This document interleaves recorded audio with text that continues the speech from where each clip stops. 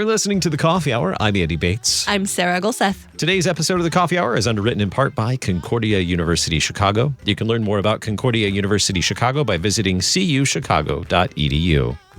We have a great story to share with you today. I'm excited to talk about Operation Barnabas. We've talked about it a little bit before, but today we have some really good personal stories to share and how your congregation can also become involved in Operation Barnabas. Joining us today, Jill Tendler. She's a member of St. Mark's Lutheran Church in Eureka, Missouri, and also the leader of Operation Barnabas at our congregation. And I say our congregation because that's also my congregation too. Jill, welcome to The Coffee Hour. Thank you. I'm happy to be here. And alongside Jill in studio, Lee Hinton, becoming a regular here on The Coffee Hour for LCMS Ministry, the Armed Forces in Operation Barnabas. Lee, welcome back to The Coffee Hour. Thank you. It's great to be back. We should just have a seat reserved for Lee. Yeah, here in I'm studio. thinking a series starting with Yes, Lee this year. Yeah. Ooh, that's a fun idea. Hey, there That we might go. be a great idea. So Operation Barnabas is a wonderful way to serve those who serve and care for us, who serve and protect us. Operation Barnabas has been, Lee, how long has Operation Barnabas been going? It was started in 2007. Okay. So for a good little while now. Yes. So let's start with your story, Jill. Why is caring for our servicemen and servicewomen and their families important to you? I'm glad you said families too, Andy. My father was in the World War II from the day it started to the day it ended. Wow. And he got lots of commendations. He is what most people would call a hero, a true American hero, because we're talking about Purple Hearts and Bronze Clusters and Silver Stars. He did not view himself as a hero. He viewed himself as just a regular guy who came to the call to serve our country, to serve God through serving our country, and to keep us free. That's simple as it was for him. So it was always very, very tender to my heart, the military. I watched him struggle with PTSD. He never talked about it. They didn't even have a name for it then, but we know now what it was, a nightmare that he had every single night for probably 50 years that I didn't even know about until he was probably 74, 75 years old. So, it's always been near and dear to my heart. My brother was in the military life career, and I actually got started with Operation Barnabas, and that was a roundabout way to do it when my grandson enlisted in the Navy. And that was, 4 years ago, almost 5 years ago. So that's what the impetus was, but that's the background for me. What are some of the unique challenges that military families face on a day-to-day basis? I mean, you grew up in a military family. Lots of your family members are military members. What are some of those things that military families face that other people may not? Well, I can recall my father saying to me, what we went through in the war, and he was from the day it started to the day it ended and never got to come home. So for 4 years, he was deployed, so to speak. And he said, what we had to do was hellish. It was just that bad for my family. They wrote as often as they could. Sometimes I got their letters, sometimes not. But every single day, they were just worried and wringing their hands about me and not knowing. It was horrible. And then when they would get notification that I was injured, it was worse. We can fast forward that to when my brother was sent to Vietnam. And I can recall my mother watching the news. She would literally sit on the floor in front of the TV and wring her hands. And I guess in our innocence, we thought maybe we would see him. But it was, it's stressful, especially in times of war and deployment. But even not so, even when, my dad used to say, just because you're not deployed in a war, just because you're not shooting a gun, it doesn't mean you're not serving. Everybody who's in the military is making a sacrifice. They're giving up whatever their hitch, he called it, is, 2 years, 4 years of their life, even if they choose to make it a career. Then they can have their families with them, but they're away from their families, and their families miss them and need them.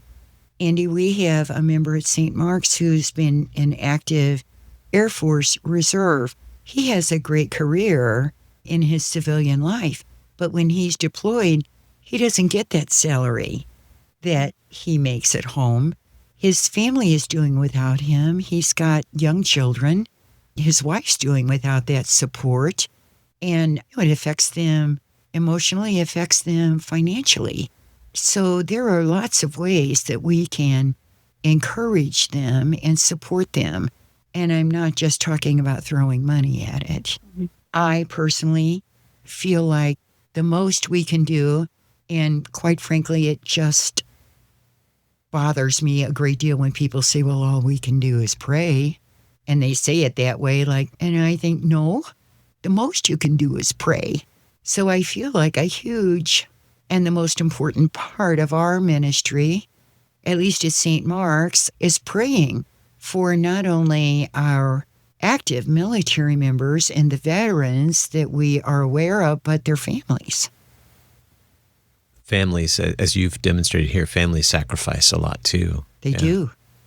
That when they're missing, obviously their loved ones, when they're deployed, or I didn't even think about the income too. When deployed, how much of a difference that makes, and how much of a sacrifice that their family has to experience in order to serve their country. Wow. Indeed. And now we hear there's a lot more attention and a lot more press about PTSD. That is a horrible nightmare for the veterans to live with. But make no mistake, it takes a toll on your family life. I mean, even so many years ago with my dad, we knew better than to touch him when he was sleeping. Mm-hmm. Not that we were afraid he was going to hurt us, but it was so startling, and it triggered, if you will, some situation with that PTSD that we just didn't do that. We wanted to protect him from that. And now what you hear are the horror stories about men who can be startled awake and wake up swinging and maybe hurt someone. There's a lot that goes into that just us average folks don't know about, but those families live with it every day. And again, to even get help, Veterans Affairs has come a long way. Oh boy, they've got a long way to go. Mm-hmm. The need is great. What are some of the needs that Operation Barnabas is meeting for these servicemen and their families too? Well, I can't speak on a larger level because, Senate is in charge of that and Lee can address that. But the things that we try to do in our congregation through our operation, we call it the Operation Barnabas team, is first of all, support them in prayer and let them know that. So we try to stay in touch with those especially active military through just notes of support. This is not a ministry that is going to take up 20 hours out of your week. It's a small effort on our part compared to a lot of the efforts that are made. We have a rescue team out in Eureka that goes in and cleans out houses that have been flooded. There's a lot of big need like that. We're nothing like that. We're supporters, and encouragers. Barnabas in the Bible Paul called him the great encourager. And so that's our mission, is to encourage. We don't know a lot of the needs. They aren't told to us, not like Lee probably hears them.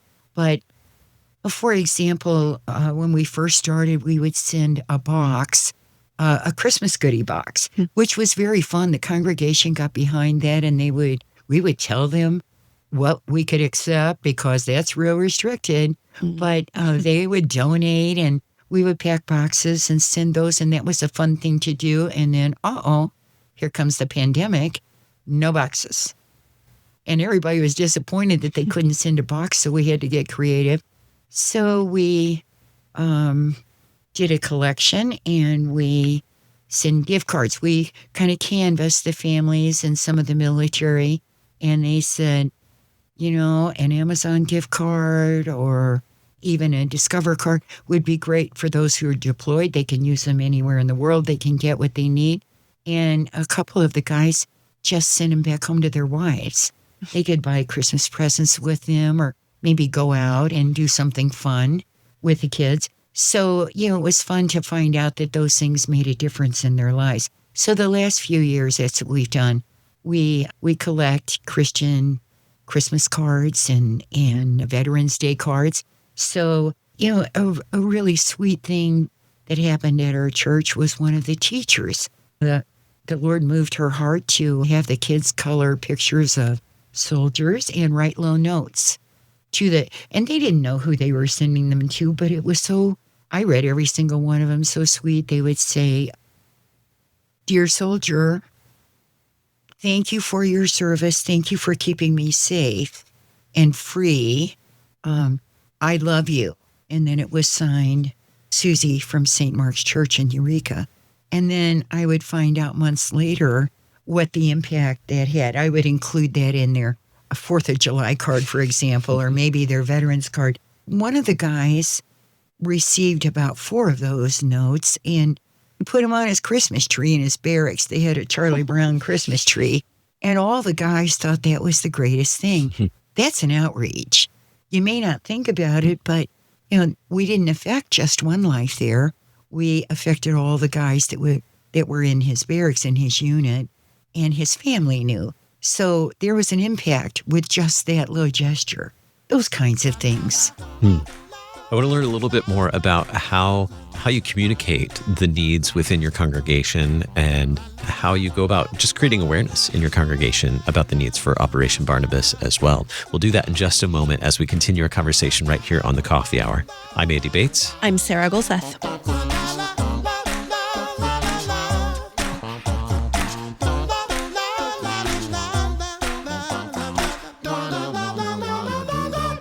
I'm Dr. Russell Dawn, president of Concordia University Chicago. I'm thrilled to announce the Prepared to Serve Church Professional Guarantee. Any new student in one of CUC's 6 church work programs will pay no more than $5,000 in annual tuition and required fees guaranteed. Prepared to Serve is a donor-funded initiative. Support future church work students by becoming a funding partner at cuchicago.edu/prepared to serve. Concordia University Chicago. With Christ at the center, we stand tall for the church.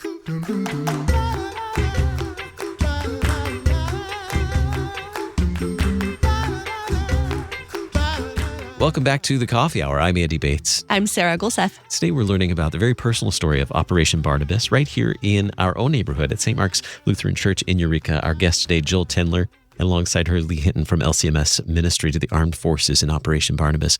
Jill, you were sharing with us how Operation Barnabas has a place in your heart because of your family's background in the military and what that means for you and your congregation and gathering arms with members of your congregation to support those who are serving and protecting our country through cards and gifts, sending encouragement to those who are serving and also praying for them as well, and encouraging your congregation to pray for them as well. How do you go about communicating the needs to your congregation? You mentioned your small but effective team that does the work of Operation Barnabas in our congregation. How do you go about communicating to the congregation? I know you make announcements, but we also have a board with the lists. Tell us a little bit about that. Well, we do have a board with picture of our active military, kind of like a little honor board that people can, and I see people stopping and looking at that. I have a Folgers coffee can that I took apart, one of the flyers from Synod, the Operation Barnabas flyer, and created a Barnabas bucket. So I have a flag poked in it where people can make donations, just free will offerings as the Spirit moves them. And then I try to keep that front and center. Sometimes I have to hunt it down, but I try to get it back out there. So, we do what we can to keep those thoughts active in people's minds. It just takes one person with a little spark for a cause that's close to their heart to get things rolling. And I did that at St. Mark's by sharing when I decided that this was the way for us to go. to serve military, I did it by sharing my dad's Bible, because when he was enlisted in the war effort, his church gave him a Bible, a little pocket Bible with a zipper that he carried in his uniform right over his heart. And so he was grievously injured twice. And the last time that he was injured so badly, he was in the hospital, and an orderly came up to him and handed him this mutilated booklet, looked like, and he said, ask him, is your name Merritt Hensley? And he said, yes. And he said, I think you're going to want this back. It saved your life. And it was my dad's Bible that his little church had given him.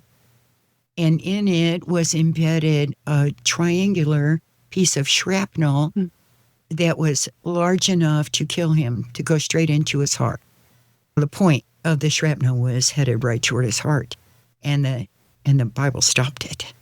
And he said, I think this probably saved your life. And Daddy looked at that book and said, in more ways than you'll ever know. And that did it. Once I shared on our overhead screen a great big picture of that mutilated Bible and told them Daddy's story, now I'm going to cry. I'm sorry. It can't help but move your heart. And he kept it all those years, so that here we are, so many years later, almost 80 years later. Wow. We have that Bible. And I gave it to my grandson when he graduated from boot camp and told him the story of that Bible. And I said, anytime you're bored or are scared spitless, pull this out and take a look, And so we can fast forward that to just this past Veterans Day at St. Mark's, where I try to speak to the congregation on Veterans Day just to keep our name and my face, my nagging face, in front of them, because I'll say to the congregation, I'm here to beg for Barnabas bucks, and I'm not too proud to beg. So this year we decided that we would send all of our active members, military members, a pocket Bible with a zipper. And we would inscribe it from the military ministry Operation Barnabas at St. Mark's Church.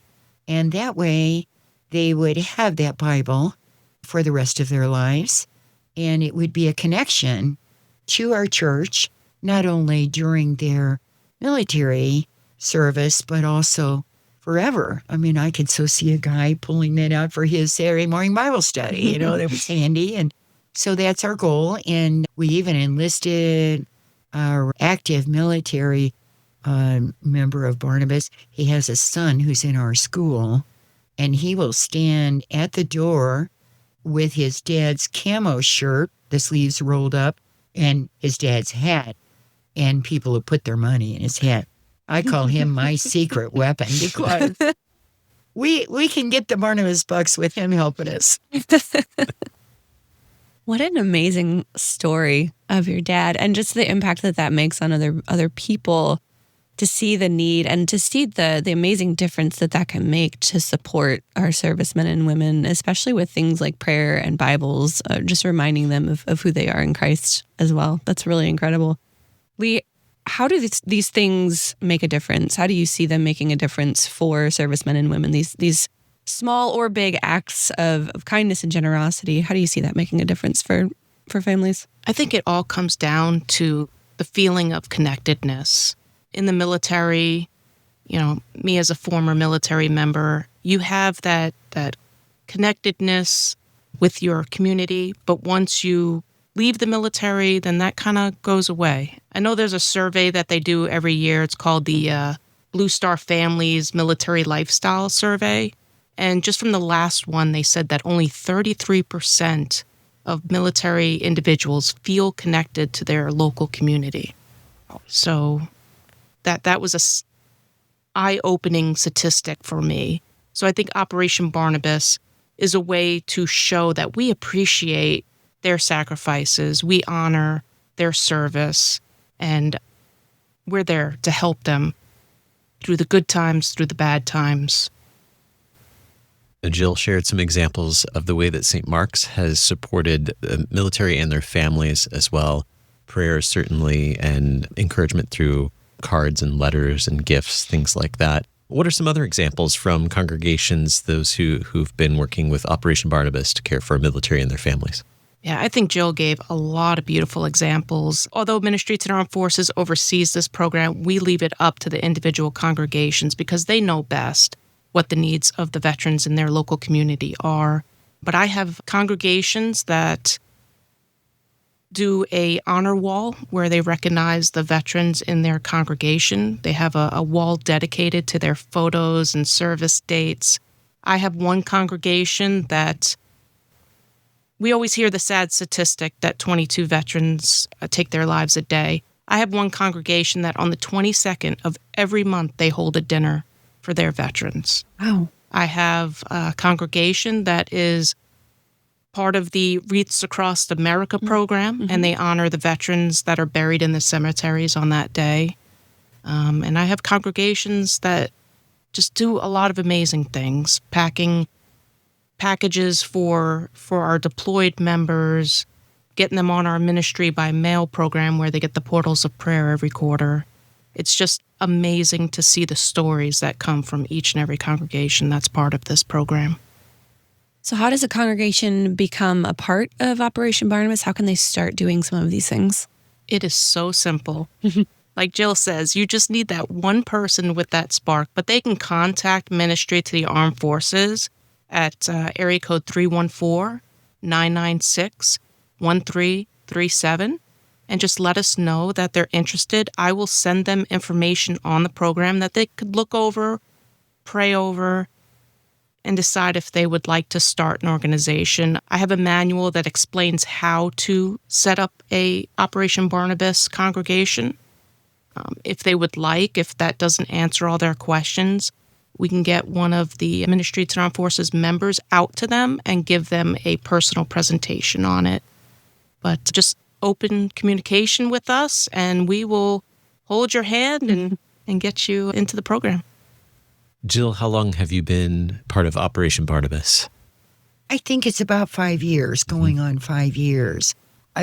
We just reminded me of something when you ask about the families. There is a booklet, a prayer booklet for the family that Synod provides, that our military ministry does, that I just sent out to a mother whose son had enlisted and was leaving for boot camp. And I got feedback that she accepted it with tears. She was so happy to have that, and it was so helpful to her. So there's support through Barnabas and the military ministry here at Synod that the congregations can get and that then can be made available to these individuals, or we could keep a supply of them in our churches. It's a big deal. For someone who may have a passion for this, maybe trying to decide, do they have the gifts, the time for it? How hard has it been? How hard has it been for you to take that passion and put it into acts like this, and to organize Operation Barnabas in our congregation? It has not been hard at all. I had no idea where to start. And because our pastor at St. Mark's is a techie guy, an IT wizard, I said to him, I don't know how to get this started. I don't know what to do, but I want to do something. Well, he said, and he fired up his computer, and before you know, he went to LCMS and he found Operation Barnabas. And that's how we got started. I was quite frankly dismayed that there aren't more members of the Barnabas ministry, and more people and the few that we had in St. Louis were not very forthcoming. So I will risk putting myself out there and saying, I will help you, because it is not hard and it's not a big deal. The ministry is not time consuming, and it's amazing. Who doesn't love veterans? Who doesn't really want to support them, even if it's going up to one you see in McDonald's and thanking them for their service? So any small thing we can do, I think your congregation will get right on board with you. So it's not a difficult thing. Synod is so helpful, Lee, with all of the materials. I mean, there's even a little a little medallion you can put on your dog tag that identifies you as Lutheran. I wish I had a dog tag. So it's not hard.